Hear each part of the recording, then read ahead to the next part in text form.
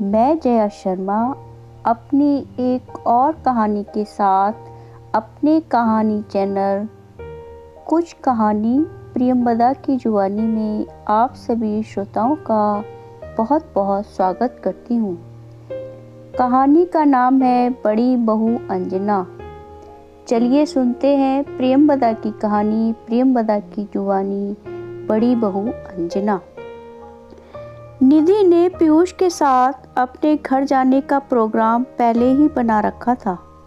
रात में डिनर पर निधि ने अंजना को बताया, माँ, कल मैं और पीयूष मम्मी से मिलने जा रहे हैं। सुबह आप जल्दी से नाश्ता बना देना और रास्ते के लिए भी खाना बना देना। एक संडे ही तो मिलता है माँ के पास जाने का, बाकी तो पूरा हफ्ता ऑफिस में और सड़क नापने में निकल जाता है। हाँ पीयूष, जल्दी करो, जल्दी सोना है, सुबह जल्दी निकलना है। आजकल संडे को भी बड़ा ट्रैफिक मिलता है। जल्दी जल्दी एक सूचना पत्र सा पढ़ दिया निधि ने। किसी और के बोलने से पहले निधि और पीयूष अपने कमरे में जा चुके थे। अंजना ने देर रात तक किचन का पूरा काम कर, साफ सफाई कर, सुबह के नाश्ते की चिंता को मुट्ठी में दबा सोने की कोशिश करने पहुंची। बिस्तर पर तो आखिर सो चुके थे। संडे तो अंजना के कैलेंडर में भी आता है, पर वह उठी रोज से भी पहले। बहू बेटे के लिए जाने से पहले नाश्ते के लिए कुछ अलग बनाया और रास्ते के लिए अलग खाना बनाकर पैक कर दिया। फिर अपने लिए एक कप चाय बनाने के लिए सोचा ही था, तभी निधि ने आकर कहा, माँ, हमारे लिए भी गर्मा गर्म चाय रास्ते के लिए पैक कर दीजिएगा। देर हो रही है, रास्ते में ही पी लेंगे। अंजना ने कहा, बेटा आराम से नाश्ता करके जाओ, अपनी गाड़ी से जा रहे हो। पर वह परिचित हो चली थी कि घर के सदस्य अपनी व्यस्तता बताने के लिए भागते भागते तैयार होते हैं और बहू बेटे ने भागते भागते उड़ान भरी संडे के इस्तेमाल की। पतिदेव के साथ बैठकर आराम से चाय पीने की उत्सुकता जाग उठी, पर आदेश आया, अरे संडे को तो आराम से सोने दिया करो। हो गई चाय के साथ अंजना की उत्सुकता भी ठंडी। बेटे ने तो देर रात तक स्टडी की है, अलार्म और फ़ोन स्विच ऑफ करके सोया है।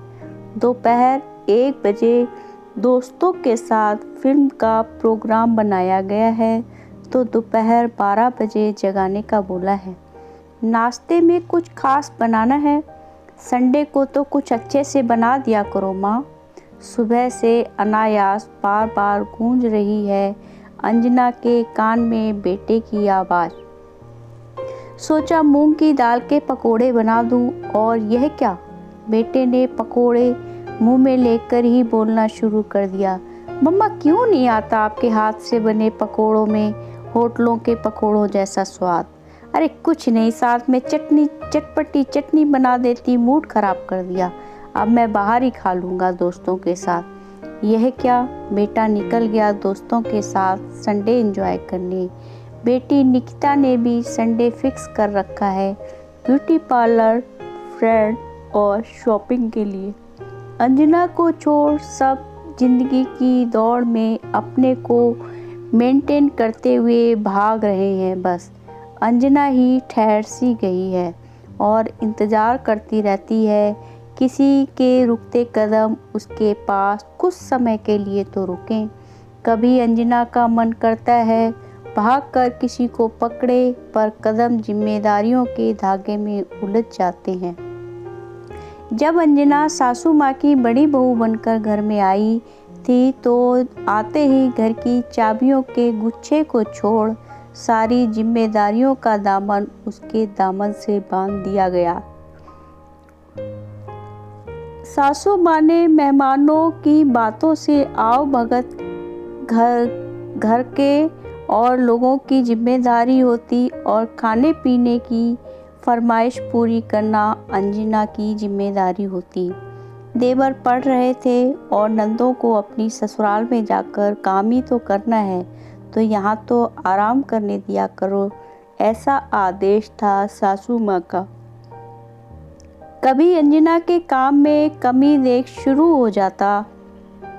अब क्या, अब तो आराम ही आराम है, फिर भी काम नहीं सिमटता। धीरे धीरे भाई बहनों की शादियां हुई। अंजना की तो आदत है घर का काम करने की। देवरानी को बहुत दिनों तक नई नई शादी हुई है, इसलिए किसी भी जिम्मेदारियों से दूर रखा गया। ननद आती थी, रहकर जाती थी, पर अंजना के पैरों में जिम्मेदारियों की उलझनों ने अंजना को हमेशा उलझा कर रखा था। धीरे धीरे देवर नौकरी की जगह अपने खाने की अच्छी व्यवस्था नहीं है कहकर देवरानी को अपने साथ में शहर ले गए। सासू माँ कभी कभी जाती थी अपने बेटों के पास, फिर 2-4 दिन में ही अंजना के पास आ जाती। आज भी अंजना पहले की तरह ही जिम्मेदारियों के धागों की उलझन में फंसी हुई है। सुना था अंजना ने कि बेटियां माँ की पक्की पक्की सहेली होती हैं और बतलाती रहती हैं अपनी माँ से, पर पार जाती बेटी को नहीं दिखती माँ की फटी एड़ियाँ। एक दिन माँ ने सफ़ेद होते बालों को छुपाने के लिए मेहंदी लगा ली थी तो बेटी की आवाज़ गूंज पड़ी, मम्मी ये सब ना जब मैं घर में ना रहूं तब किया करो, मुझे महक आती है। अंजना समय निकाल कर मंदिर रोज जाती है और घर के सभी लोगों के लिए प्रभु का आशीर्वाद अपनी झोली में बांध लाती है। मन को कितने अच्छे से समझाया है अंजना ने। अच्छा है मैं भरी दोपहर में मंदिर आती हूँ। मंदिर में भीड़ भाड़ नहीं होती। मंदिर में भक्तों की भीड़ में सुबह दर्शन करना ही मुश्किल हो जाता है, तो दोपहर में आती हूँ तो आराम से पूजा तो कर लेती हूँ। अंजना कभी नहीं घबराती घर के काम से और जिम्मेदारियों से।